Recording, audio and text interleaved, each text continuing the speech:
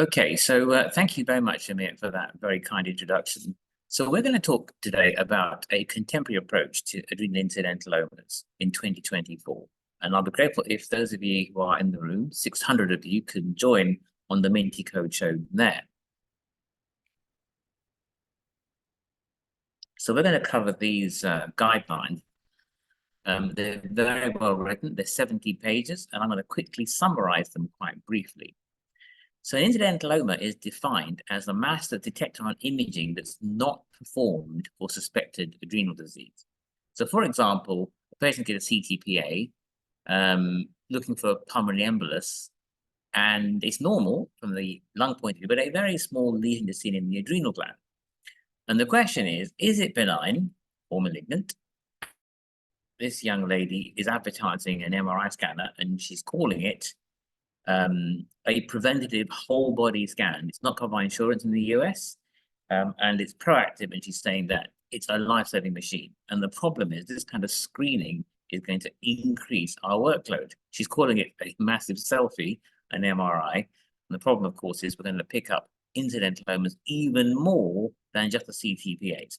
So I'm going to add into this screening imaging because referrals coming in now from patients who've had it for no good reason, and the only thing they found is an adrenal incidentaloma. So the most frequent source of these is after contrast on the CT, which is done looking for, as I said, a pulmonary embolus. So when you give contrast obviously increases the density, and you can see contrast in this patient because the aorta is whiter than it should be, and of course the lesion is also therefore brighter. And so you put a circle around it and you count the density, and if it's more than 10 Hounsfield units, then you're not sure if it's benign. If it's less than 10, definitely benign, okay?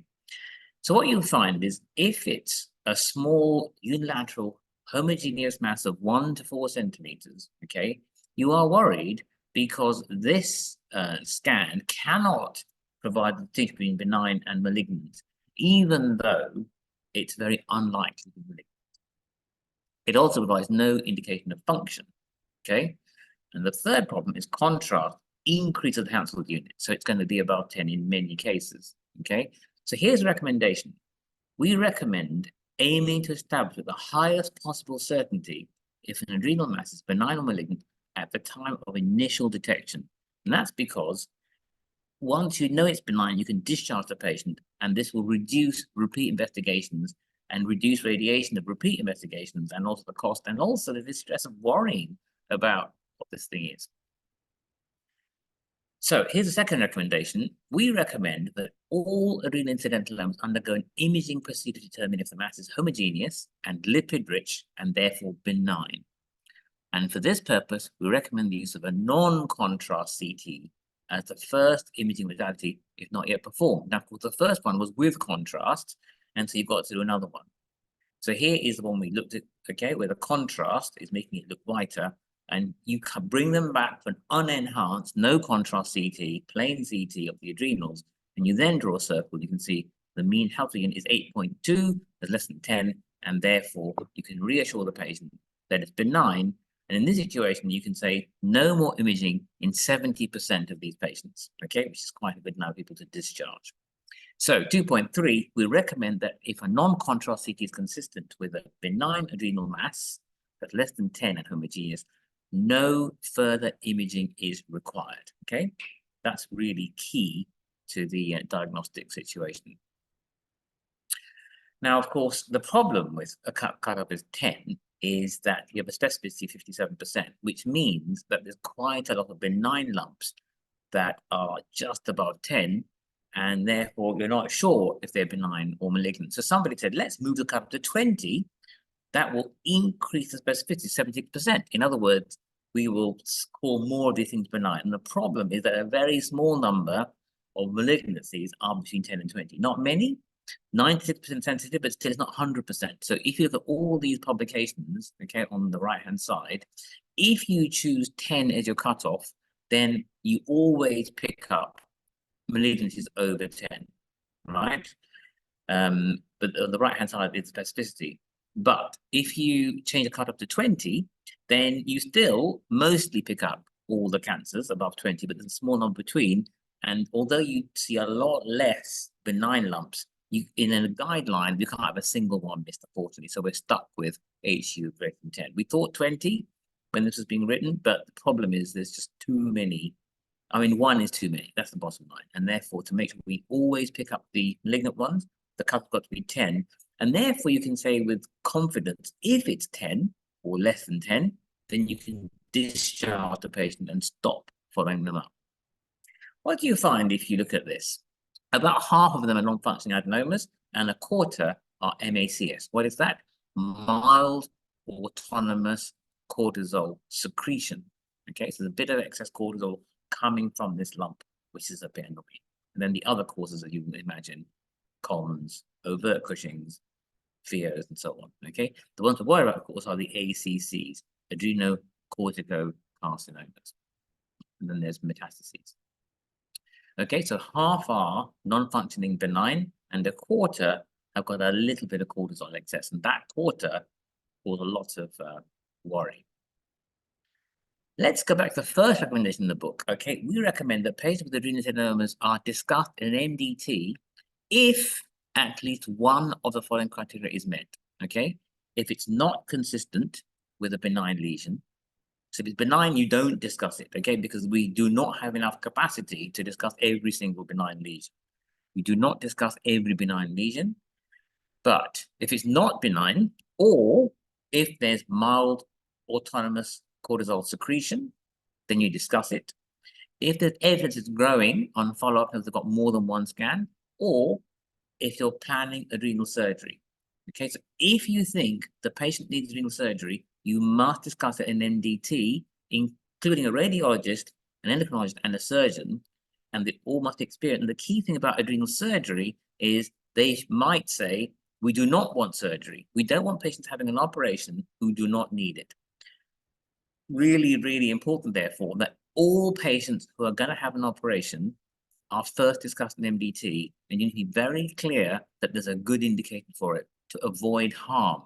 Okay, we don't want to remove benign lesions for no good reason, because some of them will come to harm. So, what to do with indeterminate tumors? These are three guidelines together. I'm just looking at the left-hand side first. Any size, so there's a change. Any size, if it's less than 10 HU, that's 70%, no further imaging is required. And if it's not functioning, you can discharge, okay? Because we just don't have capacity for all of the scans we're going to see. And there's no point seeing them because they will not come to harm, and anything you do might harm the patient, especially surgery. So here is a very good guideline, okay? We recommend against imaging during follow-up in patients with adrenal lesions with clear benign features on imaging. And that's 3 pluses, so really, really good evidence that we should not image again. The cutoff of 4 centimeters that we used to use in 2016 is removed. So any size, as long as it looks benign, less than 10 HU and is homogeneous, you do not do any more imaging. However big, the 4 centimeter cutoff is removed. The other thing is you do not do adrenal biopsies unless the MDTs agree, okay? We recommend against the use of adrenal biopsy in the diagnostic workup of patients with adrenal masses unless there is a history of extra adrenal malignancy. You only biopsy if all 3 of the following are satisfied. So it must not be a FIO, okay? Because if it is a FIO, you don't want to biopsy it. If it's not conclusively characterized as benign by diagnostic imaging, and if knowing histology will change the management, all 3 of those must be fulfilled before you biopsy an adrenal. What about endocrine workup? Okay, so first of all, we need to exclude the FIO. And therefore, you need to measure the plasma-free metanephrines or urine fractionated metanephrines in all patients. And notice, catecholamines are history. We do not do catechols anymore. It's got to be metanephrines, either plasma or urine, depending on what is in your hospital, okay? In patients with concomitant hypertension or unexplained hypokalemia, you want to exclude Collins syndrome and measuring aldosterone ratio to evaluate primary hyperaldosteronism. So that's the endocrine workup, okay? Neither is needed if it's benign, that's less than 10, and the blood pressure and the potassium are normal. Now, there are case reports, of course, of normokalemic patients, but of course, they will be hypertensive. So if it's incidentally found, then just screening for them is not a good thing to do, okay? How about cortisol excess, okay? So here is a tricky question. If there's mild autonomous cortisol secretion, what should we do? Is the excess glucocorticoid linked to any metabolic problems like fractures? Okay, and here's the question. If you have this mild autonomous cortisol secretion, then should you offer surgery or should you give the patient at least some medical therapy?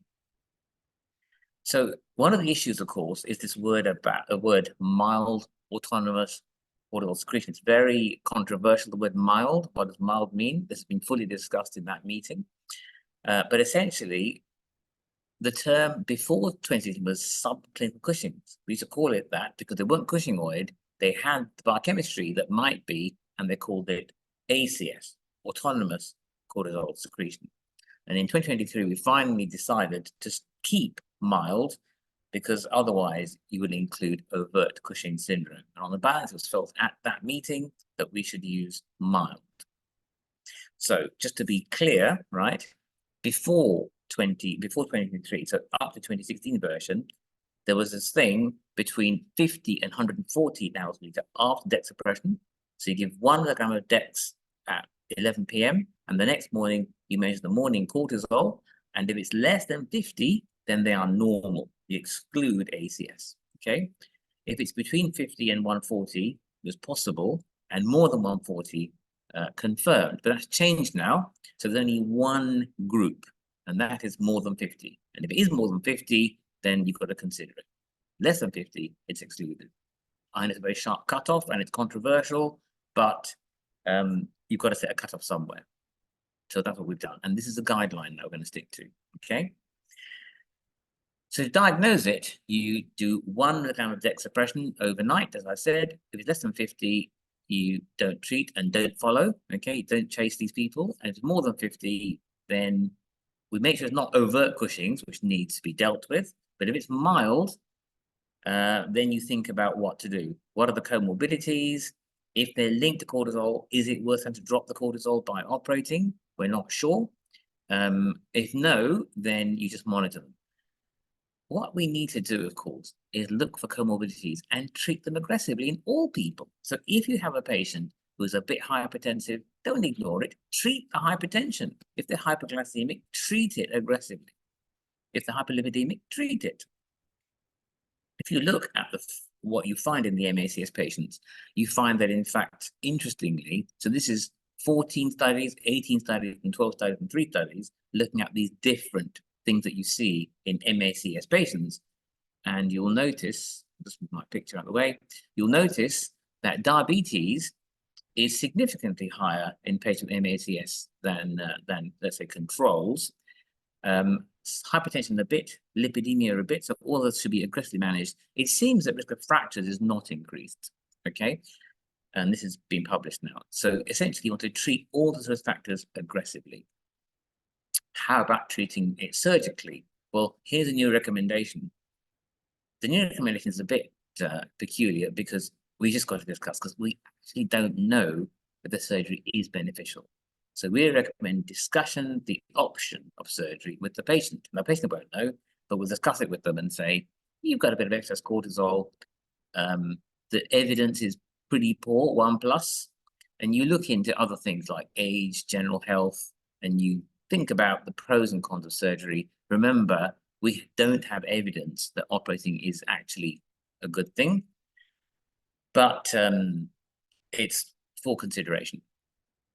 There is one study that suggested it might be, okay, and they say they called it PACS rather than MACS, okay. They randomized adrenalectomy versus just watching them. And the problem is the control group, conservatively treated patients, I think they didn't try hard enough, we just left them alone. So conservative, they could really aggressively treat the lipids properly, they might have done better. So this is weak evidence, yeah, it was randomized, but of course, not properly controlled, I don't think, but it is an RCT. So this is the first bit of evidence that might be slightly suggestive. So what they've done here is those who had surgery, they've said many got better, whereas a few got worse, whereas those who were like allowed to do what they want, less of them got better. So the problem is it wasn't blinded. This is important. Who should not have an operation? We recommend against operating in patients with asymptomatic, non-functioning adrenal mass and obvious benign features in imaging studies, okay? Surgery is harmful if there's no benefit. So let's just check that you are listening. Here's a 40-year-old man who has a CTPA, which excludes a pulmonary embolus, but it shows a smoothly enhancing 4.5 centimeter adrenal at number 25 HU following contrast. So we do it again without contrast, and it's 7 HU. The cortisol is 28 nanomoles per liter after overnight DEX suppression, and the potassium is 4.1, and I'll say that he's normotensive, okay? So your options are reassure the patient and discharge, discuss at the MDT, or arrange adrenalectomy. So if you're watching on the recording, just think about which of those things you'll do, and I'll now show you what the mentee group. Are you all ready? Okay. Okay, so 160 of you are correct. We should reassure the patient that surgery is not indicated. If you, 46 of you, refer to the MDT, we are going to have a lot of patients discussed, okay? Because that was everything in that case, I'll go back to it, was benign. It was 7 HU, it's suppressed cortisol, the potassium is not low, and it's not hypertensive. So you want to not discuss, because there's lots of these normal people who will overwhelm. I mean, our MDT already overruns badly, and these are patients who really need to be discussed with the surgeons, okay? So don't abuse your MDT. And one of you is doing something totally dangerous in this benign thing, removing the adrenal. I hope it's a joke. Okay, so just to recap there, okay, as I've just said, any size, less than 10, it was 7, most of them should be no more imaging. And if it's not making cortisol even, then you want to discharge them urgently, okay, urgent discharge. Okay, and then there's MACS, mild autonomous cortisol secretion. So if you're going to operate on anybody, we recommend that a minimally invasive approach is used, okay? And the new recommendation really is that we want to emphasize a surgeon who's done lots of those, like the talk you've just heard just now, and the route you've also heard discussing what we want to do. Minimally invasive if it's a small thing and can be removed. And the routes are anterior or posterior, as we've just heard. So there is a mass, I'll put an orange circle around it in a patient with an adrenal mass. And of course, the routes to surgery, as we've heard from Mr. Palazzo, or Professor Palazzo, I should say, is anterior or posterior, depending on many other factors. So the surgical pathway is for mass is, could it be malignant? If not, is the hormone excess? If not, no surgery. That's the only bit I want to show you, okay? And if it is hormone excess, like cons, then you want to do it minimally invasively. Now, our involvement is making sure that patients with ACS or MACS are supported with periodic steroids, because of course, the minute you remove that steroid-producing adrenal, you're going to cause the other suppressed adrenal to not be able to cope. So what you do is you need to do an overnight DEX suppression, as we've said, and if they don't suppress, remember the other adrenal will be suppressed, okay? And therefore, the patient should be followed up by one of us, an endocrinologist, until recovery of the axis has been proven. This is new advice. Why? Because the other adrenal will be suppressed. And therefore, some patients might experience steroid withdrawal. So let me give an example. So here's the patient who's got actually quite Cushingoid here. The cortisol was 590, and the 11 p.m. midnight cortisol was unchanged, and after overnight expression, it was still 500. So it's not even over 50, it's 500. So proper Cushing's caused by an adrenal mass. And the other test that we need is an ACTH and suppressed. So this is definitely adrenal Cushing's, okay? So what should we do now? Well, the answer, of course, is image, because we know it's suppressed. And I'm just cutting through the cuts here, and you can see there's the adrenal mass. Well, I just showed you just there, nice adrenal mass here, and it's making all that cortisol, okay? And you can see the spleen and the liver on the other side. So there's the adrenal mass, unilateral, and it needs to be removed because it's making cortisol. The other adrenal is atrophied, is suppressed. The kidney. Okay, so just to explain again, here is 2 adrenal glands, and here is the pituitary. And if you have an adrenal adenoma, and the adrenal adenoma is making lots of cortisol, it will suppress the corticotrophs, and they will stop making ACTH, and therefore the other adrenal gland will atrophy. Okay? And therefore, when you remove the Cushing's adrenal, you're going to suddenly have 0 cortisol, and therefore you'll need to give the patient some exogenous steroid, either hydrocortisone or prednisolone. And the problem is, if you give too much steroid, whichever one you choose, you're going to persistently suppress the corticotrophs. And so what you've got to do is minimize the dose. And if you do that, there'll be some recovery of the corticotrophs after a period, and the ACTH will start to rise, and it will rise and rise and rise, but the adrenal glands are atrophied, and it'll take another few months before the adrenal gland itself grows back to normal, because it's trophic. Adrenocorticotrophic means growth, and then it grows, you will then start to see some cortisol, and you can then wean the steroid. Okay, that's what you've got to do, follow them up and wean them. Now, weaning is difficult because you've got to deliberately underrun the cortisol to stimulate the adrenal gland to recover. And it's really tempting to leave the patient on the same dose. And here's a question: is it harmful to stay on lifetime replacement? Well, I'll say yes, because even a small dose of steroids will increase the glucose, as we saw. And in fact, the smaller steroid we give them is worse than the MACS, okay? Because the MACS was mild autonomous secretion, whereas this is more, because basically we are nowhere near as good as the adrenal gland and the pituitary axis as getting it right. So we always give too much, and the problem is you've got to cut the dose, and they'll get aches and pains. You've got to really carefully monitor them and encourage them, because you know they've got a pituitary gland, and you know they've got another adrenal gland. So that patient I just showed you on the 10th of August 2021 had that adrenal removed. The axis will be normally underlying it, but except that it's suppressed. So what happened to her was the day after the operation, she had a cortisol of less than 50. It was 31 nanomoles per liter, so not enough really.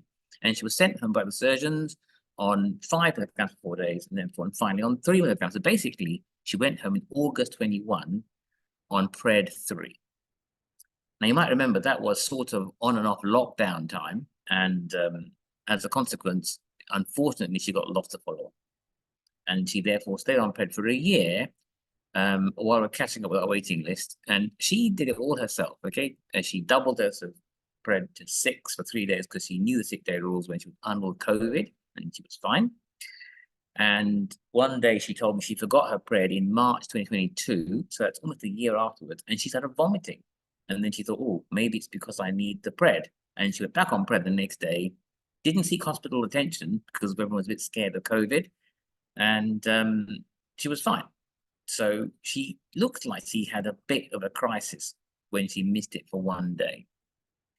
Anyway, 1 year later, she came back to clinic, and she had a morning cortisol was low, and that scared everyone. So she had a synaptin test, which went 59, 76, 81. Her baseline ACTH was 78 nanograms per liter, so quite a high ACTH. Okay, this is 1 year on 3 milligrams. So here's the question, okay? On that synaptin test, what would you do? Because 59, 76, 81. So by all criteria, it's a pretty good fail. Do you want to switch to hydrocortisone? She's on Pred 3. Do you want to reduce it a bit? Do you want to leave on the same dose or give her a bit more? And if you're watching on a recording, choose one of those in your head and see if you match what the rest of everyone thinks. Okay, 5 seconds to think, and let's move to the options now on Menti. Yes, okay, so a slight majority have listened to me, and when I said you're going to reduce the dose, have cut to 2.5 milligrams daily. 60 of you want to leave her on it forever, because if you stay on 3, that's a full replacement dose. She's not going to have recovery, really. And if you give her more, 15 of you, because you don't like that synaptin, I realize. And then 59 of you are being very traditional, but actually what you want to do is give her less Pred. It's easier to wean prednisolone than to wean hydrocortisone. Here's another, I did it before, in fact, the same, and it's very similar choices, really. Most people chose switch to hydrocortisone. But can I tell you that's wrong? You want to reduce the pred and keep her on pred because she has a non-pituitary gland. She had a normal right adrenal gland that's been suppressed by the pred and before then by the Cushing's. So you need to underrun. So the only helpful thing is to try and get her off it. If you put it to hydrocortisone 10-5-5, that's full replacement. No one's going to try and cut that. In fact, she'll stay on it forever, probably, because everyone will think that that's what she needs. But she has an adrenal, and you're suppressing it. So do reduce the dose. Now, I've published this as a protocol on our website to reduce the dose. So if you're on 3 every day, then what I'd like you to try and do is wean it slowly, because when you cut it too quickly, they feel terrible. So this is what we do. On Thursday, you take 2 milligrams. You just for 1 day, and you go back to 3. And you then have a low dose for 2 days, and you carry on lowering the dose until they're off it completely.